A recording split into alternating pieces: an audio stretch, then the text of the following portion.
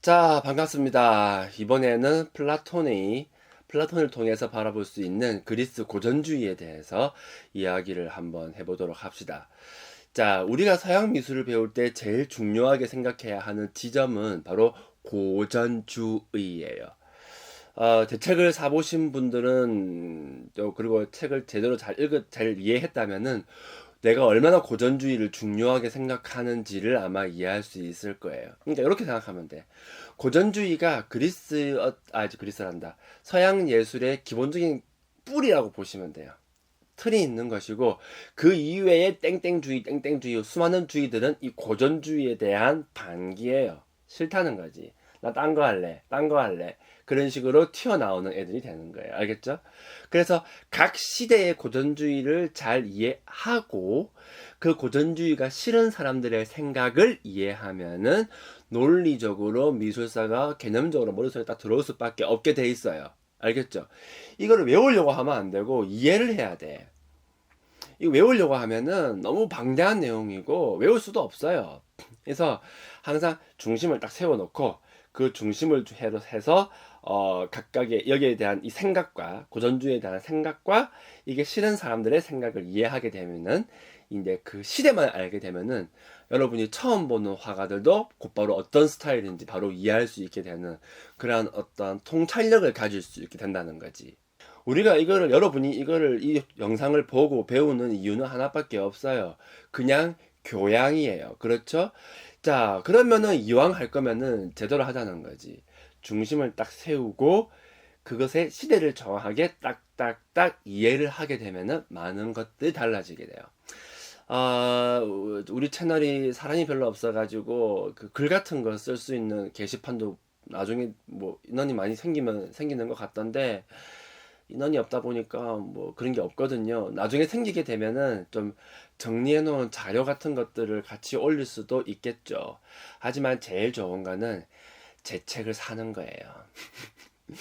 뭐 저는 개인적으로 독자를 사랑합니다. 자, 책 사주시면 정말 감사할 것 같아요. 그러면 홍보는 여기까지 하고 다시 또 플라톤의 이야기로 돌아가 봅시다. 자, 그리스 고전주의는 고전주의 중에서 제일 중요한 시초이자 뿌리예요. 그래서 그리스 고전주의만 잘 이해하면은 그 다음 르네상스 고전주의, 뭐 바로크 고전주의, 그 다음에 신고전주의 모든 것들을 너무 쉽게 이해가 되는 거죠. 뿌리만 정확하게, 기둥만 정확하게 세워놓게 되면은 그 외에 오만 주의들 싹 다 이해가 너무 쉽게 되게 돼 있어요. 그래서 이 그리스 고전주의가 제일 중요하다는 거지. 알겠죠? 자, 앞에 플라톤 철학 안 보신 분들은 돌아가서 플라톤 철학을 먼저 보고 오도록 하세요. 자, 그러면 이 플라톤의 철학이 이 예술에는 어떤 식으로 이제 규정이 되느냐? 사실 플라톤은 예술에 대해서는 굉장히 좀 부정적인 생각을 가진 사람입니다. 왜냐면은, 자, 이데아의 세계가 있고 현실 세계가 있죠. 그렇죠?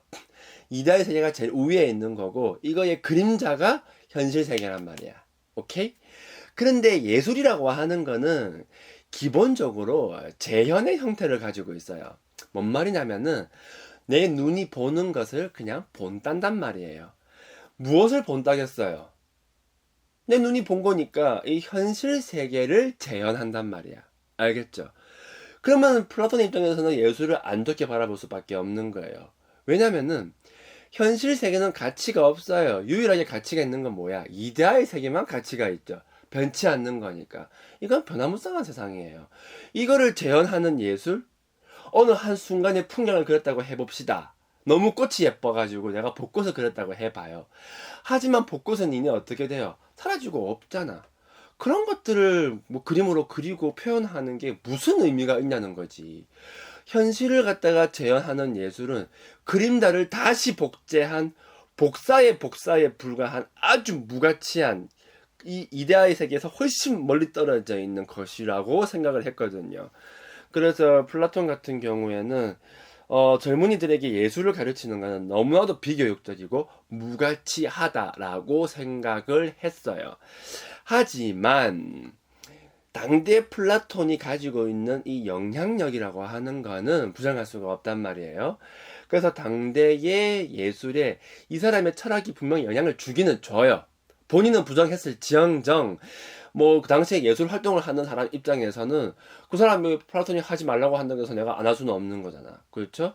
그래서 예술 작품에다가 이데아적인 요소를 담아내기 시작한다는 거죠. 어떻게? 담아낼 수 있어요. 어떻게 하면 될까? 핵심은 하나야. 변하지 않으면 돼. 그렇죠? 현실 세계에서 흔하게 볼 수 있는 절대로 변치 않는 건 뭐가 있을까? 눈으로 보는 건 다 변해요. 그렇지? 귀로 듣는 건 다 변해. 맛보는 거 다 변해. 오감은 기본적으로 다 변하게 돼 있어. 하지만 변하지 않는 거를 굳이 찾으려고 한다면 하나가 있기는 있지. 이성적으로 판단하는 거. 이건 변하지 않을 수도 있겠죠. 그 중에서도 또 특히 변하지 않는 건 뭐가 있을까? 잘 생각해봐요. 뭐가 있을까? 진리라고 말할 수 있는 거. 이 현실 세계에서 볼 수 있는 것 중에. 그건 바로 수학적 지식 같은 게 될 수가 있겠죠. 피타고라스 같은 거 말이야. 피타고라스의 뭐지? 정리 그런 거 있잖아요. 1 더하기 1은 2고 2 더하기 2는 4잖아. 이거는 절대 변하지 않는 진리라는 거예요. 알겠죠?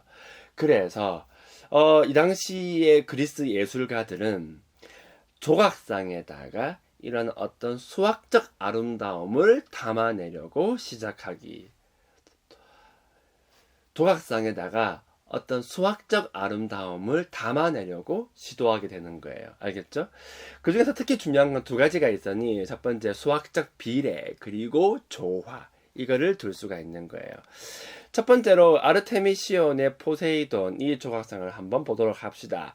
한 아저씨가 홀딱 벗고 팔을 양쪽으로 이렇게 벌려 있는 건데 굉장히 안정감이 있는 조각상이에요. 왜냐면은 배꼽을 중심으로 해가지고 저는 수학을 잘 못해요. 하지만은 이제 저렇게 도형을 그려 보면은 저렇게 굉장히 안정감 있는 형태의 구도가 나온다라고 하는 거죠. 이게 바로 무엇을 말하는 것이냐면은 조화를 얘기하는 거예요. 조화와 비례. 그게 제일 중요한 거니까.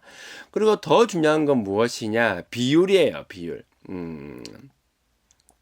밀로의 비너스 조각상을 한번 보도록 합시다. 자, 이 조각상은 이게 아마 어디 있었더라? 저기 루브르에 가면 있죠? 이 조각상 같은 경우에는 황금 비율로 굉장히 유명하죠. 1대 1.618이라고 하는 황금비. 이 황금비를 갖다가 완벽하게 갖춘 조각상이에요. 알겠죠? 그러면은 요 조화와 이 수학적 비례라고 하는 것이 조각상 안에 들어가 있다라고 한다면은 이 안에는 이데아적인 요소가 담겨 있어요? 안 담겨 있어요? 담겨 있다라고 볼 수가 있는 거야. 알겠죠? 그래서 수학적 비례와 조화가 아름다움의 기준이 됩니다. 알겠죠? 그래서 그리스 고전주의가 무엇이냐라고 묻는다면 나는 이렇게 말하고 싶어요. 비례와 조화. 얘들은 거기에서 뭘 찾았어? 아름다움을 찾은 거예요. 알겠죠? 그러면 고대 그리스 사람이 이 자리에 땅 왔다고 예를 한번 들어봅시다. 그리고 그 고대 그리스 사람이 여러분을 본다라고 한번 해보자는 거죠. 그러면 여러분을 보고 아름답다고 할까? 아름답지 않다라고 얘기할까? 고민할 거 하나도 없다. 아름답지 않다예요. 왜겠어요? 여러분은 본학교나 1대 1.618이라고 하는 황금비를 갖추지 않았을 테니까 저도 마찬가지죠. 원빈은 갖추었을까? 안만 그래도 그렇지 황금 비율을 갖췄을 것 같지는 않은데 그렇잖아요. 내가 좋아하는 트와이스 가수 그 애들은 갖췄을까?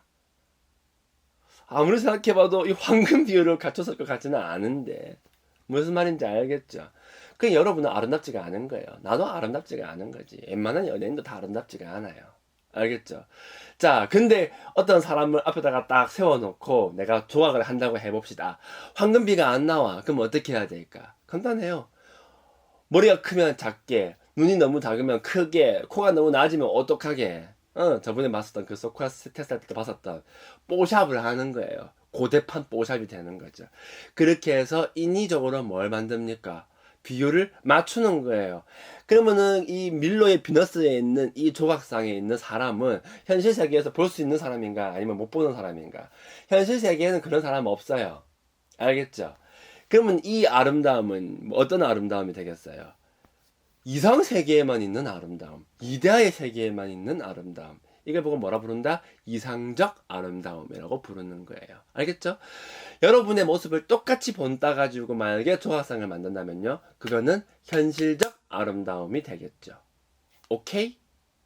이해가 되죠? 자, 그러면은 예를 들어 봅시다. 내가 질문 하나 해볼게요. 그러면 고대 그리스인들은 노인을 조각을 했을까? 안 했을까? 잘 생각해봐요.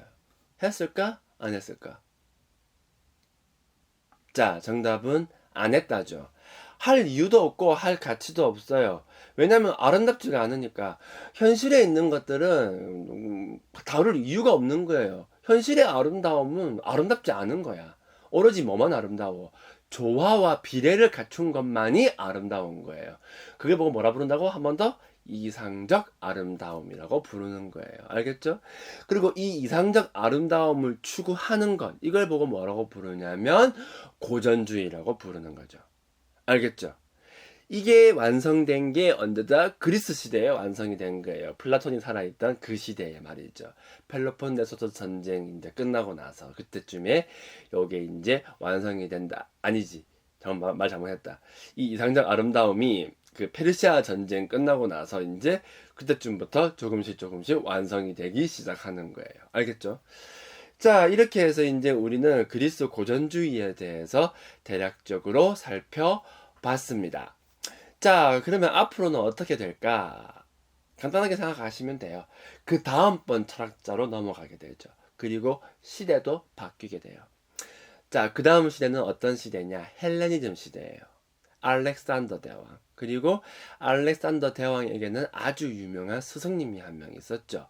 누구의 제자이기도 해요. 그 사람의 이름은 아리스토텔레스죠.